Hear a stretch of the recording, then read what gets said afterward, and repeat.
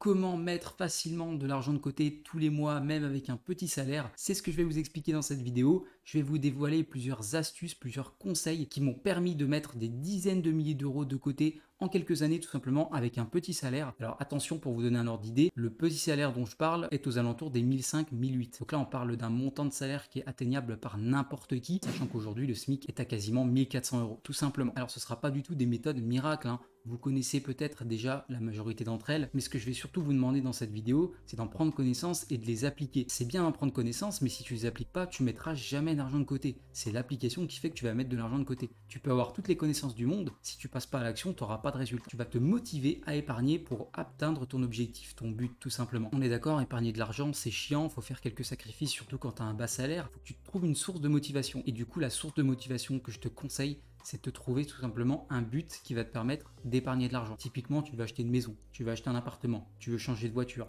tu veux monter une entreprise et tu as besoin par exemple de 10 000 euros de côté. Et bah ça, c'est des buts que tu dois te fixer tout simplement pour te motiver à épargner. Sans but, tu n'iras pas loin parce que dans ta tête, tu vas te dire mais ça sert à quoi que j'épargne, sachant qu'en fait l'argent, je vais pas m'en servir. Ça, c'est vraiment la pire des choses, tout simplement parce que tu n'as pas de but et que tu vas dépenser comme ça du jour au lendemain tout ce que tu auras épargné si tu as fait quelques efforts d'épargne au préalable, tout simplement. Après, en réalité, même si tu n'as pas d'objectif concret, comme par exemple changer de voiture, acheter une maison, etc., tu peux très bien te mettre comme objectif d'avoir un matelas de sécurité pour couvrir les pépins. Parce que par exemple, si tu as une voiture et que demain tu dois changer ta voiture ou tu as une panne, ça te coûte 1500 euros de réparation, tu as ce matelas de sécurité tout simplement qui va te permettre de pallier ce problème. Donc même si tu n'as pas de réel but personnel, le premier but qu'il faut avoir, c'est tout simplement d'avoir un matelas de sécurité en cas d'aléa dans la vie. Parce que malheureusement, même si je te le souhaite pas, tu auras certainement des imprévus dans ta vie qui vont te coûter de l'argent. La deuxième astuce, c'est tout simplement de se définir un objectif qui est réalisable. On va pas se mentir, si aujourd'hui tu gagnes 1500 balles, ce sera pas possible pour toi d'épargner 1000 euros. Faut être réaliste, si par exemple tu économises déjà 10% de ton salaire, c'est déjà très bien. Si tu gagnes 1005, mets-toi un objectif par exemple de 150 euros par mois. Alors, effectivement, c'est à moduler en fonction de ta situation. Si tu es chez tes parents, effectivement, tu paieras peut-être pas le loyer, tu paieras peut-être pas la nourriture, pas l'électricité. Dans ce cas-là, tu peux mettre au minimum 50% de ce que tu gagnes de côté tout simplement. Mais si tu es indépendant et que tu as un appartement, que tu as ta nourriture à payer, tu as ton électricité, vise déjà 10% de côté tous les mois. Si tu peux mettre plus et que tu n'es pas trop dépensier, vas-y, fonce. Franchement, si pour toi déjà épargner, c'est quelque chose qui est complexe, va pas t'imaginer que tu vas épargner 30% de ton salaire, c'est pas possible. Et en plus de ça, tu vas te frustrer et tu tiendras pas sur du long terme. Monte petit à petit 10%, ensuite tu fais quelques mois à 10%, ensuite tu fais 15, quelques mois à 15, ensuite tu fais 20, etc. si tu peux. Et puis après, pareil, si tu as des augmentations de salaire, n'hésite pas tout simplement à stabiliser ton niveau de vie, ne pas l'augmenter, tout simplement mettre ta hausse de salaire en excédent d'épargne tout simplement, qui va te permettre d'économiser encore plus d'argent. Le troisième conseil, et pas des moindres, c'est tout simplement de clarifier tes dépenses. Je sais pas si tu as déjà fait un suivi de budget, mais si tu veux absolument épargner de l'argent, il va te falloir justement faire un suivi de budget. Parce que déjà, le deuxième point, je te disais, tu parles en pourcentage de ton salaire. Et du coup, si tu veux épargner 10%, il faut absolument que tu saches combien tu mets en pourcentage dans ton loyer, combien tu mets en pourcentage dans ton crédit de voiture par exemple, dans l'essence, dans n'importe quoi en fait. Tu dois absolument suivre ton budget et savoir avec précision ce que tu dépenses tous les mois ou même tous les jours. C'est très important et si tu fais pas ça, tu vas vite dépenser beaucoup plus que ce que tu imagines. Par exemple, ouais bah tiens ce mois-là, par exemple, j'ai fait un McDo, j'ai fait un tacos, j'ai dépensé 20 balles. En fait, pas du tout. Tu as peut-être dépensé 80 euros, mais tu t'en souviens pas parce que tu as fait X dépenses à côté. Tu as mangé un McDo, tu as mangé un tacos, tu as pris aussi un café Starbucks et tu t'en es même pas rendu compte et tu as dépensé 3 fois plus que ce que tu penses. Et ça, malheureusement, chez les personnes qui suivent pas leur budget, c'est souvent comme ça que ça se passe.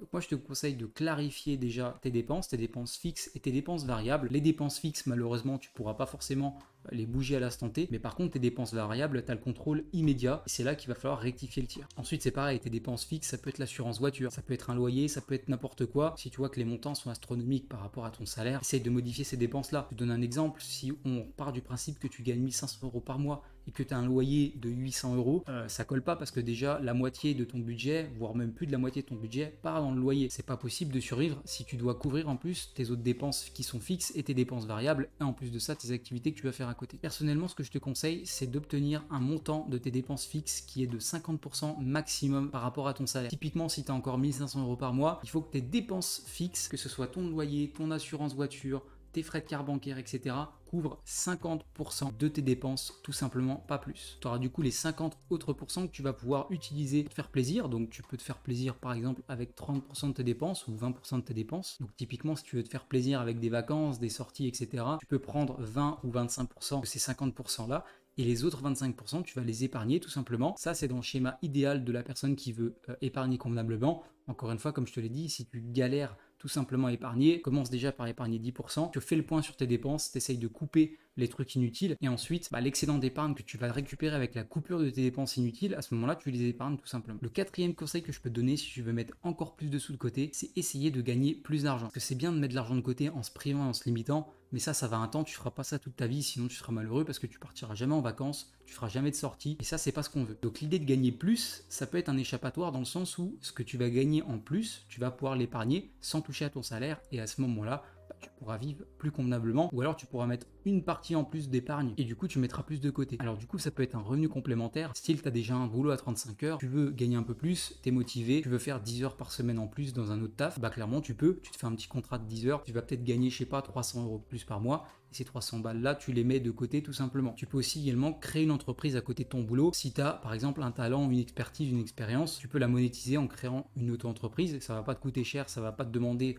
beaucoup de temps et tu peux faire ça quand tu veux. Ça peut te générer aussi des revenus tous les mois. Même si tu génères par exemple 300-400 € par mois en plus, c'est toujours 300-400 € par mois qui vont arriver dans ton épargne. Et si tu arrives à mettre par exemple 400 € par mois de côté avec ta deuxième source de revenus et que tu mets 150 € de côté avec ton salaire, tu arrives quand même à 550 € par mois d'épargne de côté. Et là, à ce moment-là, c'est génial parce qu'en une année, du coup, tu vas mettre plus de 6 000 € de côté et ça va être super intéressant pour couvrir tes arrières, pour avoir de l'apport pour un projet, pour faire plein de trucs. Voilà pour ces 4 conseils. Alors, ce sont 4 conseils qui, selon moi, sont assez pertinents. Évidemment, il y en a beaucoup d'autres. Il y a beaucoup de techniques en fait pour épargner finalement. Alors, je ne suis pas rentré non plus dans les détails sur tout. Si tu veux une vidéo plus détaillée sur comment pouvoir épargner avec un petit salaire, n'hésite pas à me le mettre dans les commentaires pour être détaillé tout simplement moi comment je fais pour épargner avec le salaire que j'ai. À l'heure actuelle, je tourne sur un salaire de 1400 € par mois et j'arrive quand même à épargner une partie de mon salaire. Pour être détaillé ça dans une vidéo si ça t'intéresse. Encore une fois, je te dis, n'hésite pas à mettre un petit commentaire. Tu peux également mettre un petit pouce bleu si tu as aimé ces 4 conseils. Tu peux également me dire dans les commentaires si toi tu arrives à mettre de l'argent de côté tous les mois, quelle astuce tu utilises pour mettre de l'argent de côté